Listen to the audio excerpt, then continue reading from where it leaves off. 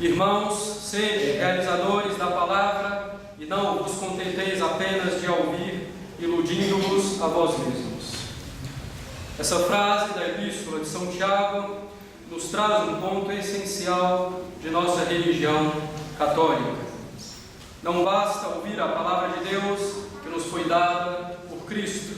É preciso realizar o que Cristo nos ensinou. A mesma doutrina está contida na coleta de hoje, em que pedimos a Deus não somente pensar no que é reto, mas pedimos igualmente o bem de poder realizar o que é reto. Em outras palavras, caros católicos, não basta ter a fé que nos vem pelos ouvidos, não basta acreditar. É preciso colocar em prática aquilo em que acreditamos. É preciso das obras, da caridade.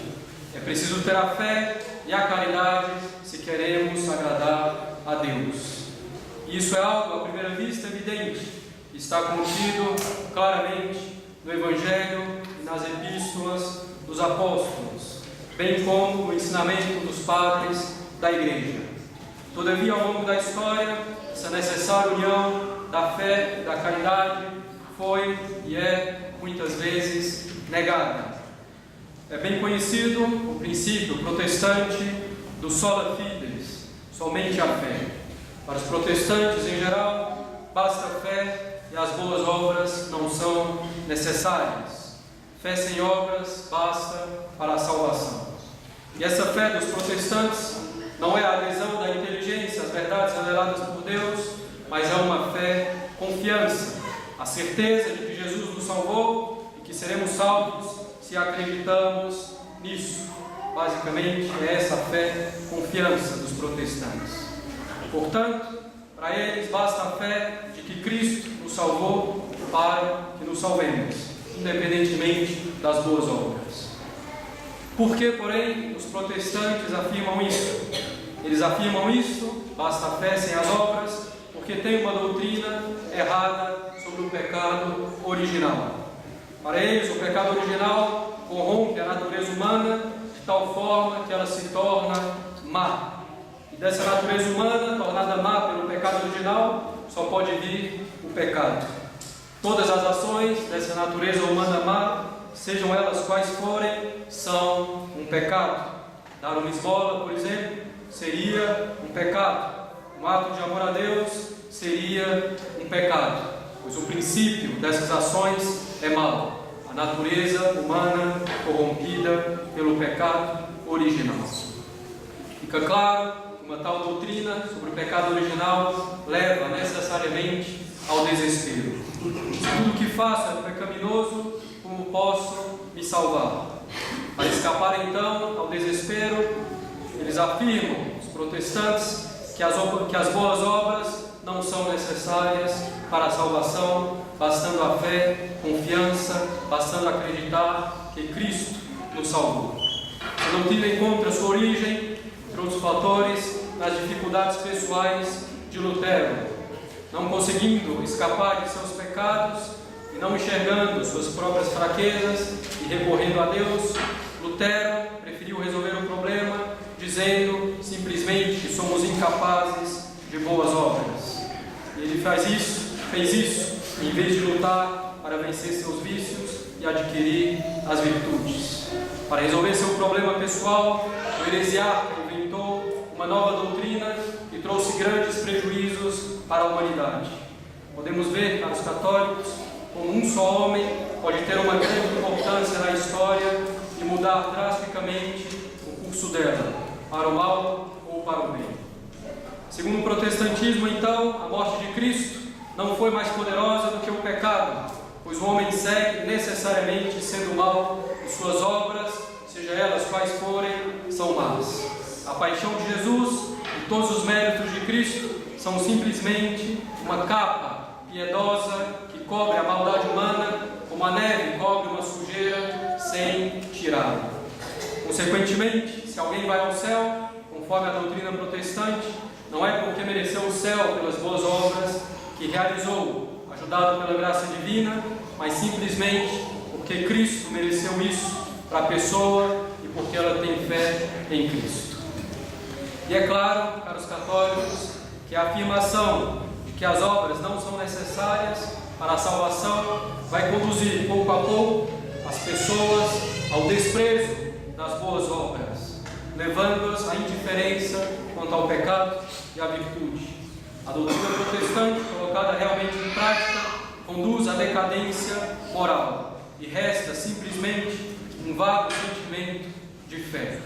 Vemos isso concretamente em nossa sociedade, em que a maioria das pessoas é completamente indiferente ao pecado, mas creem que se salvam porque têm um vago sentimento religioso, um sentimento de confiança em Deus. E essa noção protestante entrou mesmo na Igreja Católica. A fé sem as obras é então um grande erro. Existe também, sobretudo no Brasil, o erro oposto, a caridade sem a fé. É basicamente o Espiritismo. Sem falar na doutrina irracional da reencarnação, já refutada por Aristóteles, e do absurdo que é a invocação dos mortos, prática reiteradamente condenada na Sagrada Escritura, os espíritas afirmam que o importante é fazer o bem para os outros, o importante é uma suposta caridade, pouco importando a fé. Aqui existe um erro grave sobre o que é a caridade realmente. A caridade não é a filantropia, isto é, a caridade não é simplesmente fazer bem ao próximo. A caridade é, na verdade, amar a Deus sobre todas as coisas e amar ao próximo como a si mesmo, por amor a Deus. Assim, o amor ao próximo deve ser uma decorrência do amor a Deus. Não há caridade sem amor a Deus. Tem-se verdadeiramente amor ao próximo quando se deseja e se age para levá-lo de alguma forma para Deus, ou quando se ajuda o próximo por amor a Deus.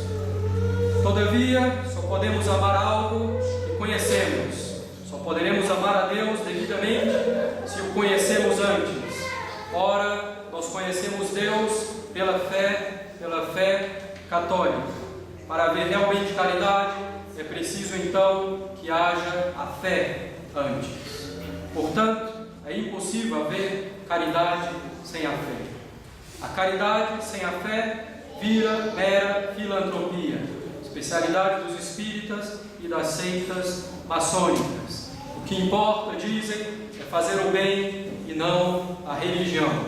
Isso é um erro grave. É de suma importância a pessoa aderir ou deixar de aderir ao que Deus falou por meio de seu Filho, nosso Senhor.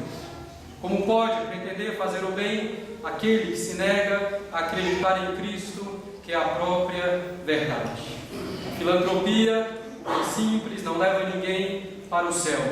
E ela quer nos fazer esquecer a raiz de onde procede todo o bem, que é Deus e a verdadeira religião. Uma suposta caridade sem fé conduz ao pernicioso indiferentismo religioso, que considera todas as religiões como boas. Assim, caros católicos, precisamos da fé e da caridade, se quisermos viver realmente bem. Vejamos a doutrina católica. A natureza humana, depois do pecado original, não se tornou má. Como consequência do pecado original, o homem ficou incapacitado de fazer obras com valor sobrenatural, já que perdeu a graça. E o homem tem também a inclinação para o pecado, mas as suas ações não são todas pecaminosas. Mesmo um pagão é capaz de fazer boas obras que não são pecaminosas, ainda que não tenham um valor sobrenatural. Um pagão que dá esmola para ajudar o próximo faz uma boa ação na ordem natural, por exemplo. Para que a boa obra tenha valor sobrenatural, é preciso, porém, estar em estado de graça. A paixão e os méritos de Cristo não são simplesmente para cobrir as nossas iniquidades, nos imputando uma justiça que, na verdade, não possuímos. Não, nosso Senhor realmente nos santifica. A misericórdia de Deus é muito mais profunda. Se creio em nosso Senhor e estou arrependido de minhas faltas, Ele nos dá a graça santificante que apaga os nossos pecados, nos santifica realmente, nos converte em filhos de Deus e nos transforma em novo homem. Com o auxílio de Deus, somos capazes de obras sobrenaturalmente boas, obras que nos levarão para o céu, se a fizermos em estado de graça e por um motivo sobrenatural. Assim, caros católicos, podemos fazer boas obras e obras que nos levam para o céu, sempre ajudados, claro, por Deus, de quem procede todo o bem. Não basta apenas ouvirmos a palavra de Deus, iludindo-nos. É preciso colocá-la em prática. Não basta só a fé, é preciso a caridade. Não basta, por outro lado, só uma pretensa caridade. É preciso a fé. E entre a fé e a caridade é necessária também a esperança. Entre a fé, pela qual nossa inteligência adere firmemente às verdades ensinadas por Deus, e a caridade, pela qual amamos a Deus sobre todas as coisas e ao próximo, por amor a Deus, está a esperança. Esperança pela qual confiamos com toda a segurança que Deus nos dá as graças suficientes para que façamos, para que acreditemos, para que tenhamos fé, para que façamos as boas obras, se tomamos a decisão de servir a Deus e se rezamos, como diz nosso Senhor no Evangelho de hoje. Com a graça de Deus, podemos perseverar até o final na fé, na esperança, na caridade. As três são necessárias. Ó Deus, de quem todo bem procede, escutai as nossas preces e concedei, por vossa inspiração, pensemos que é reto, dirigidos por vós, o realizemos. Em nome do Pai, do Filho e do Espírito Santo.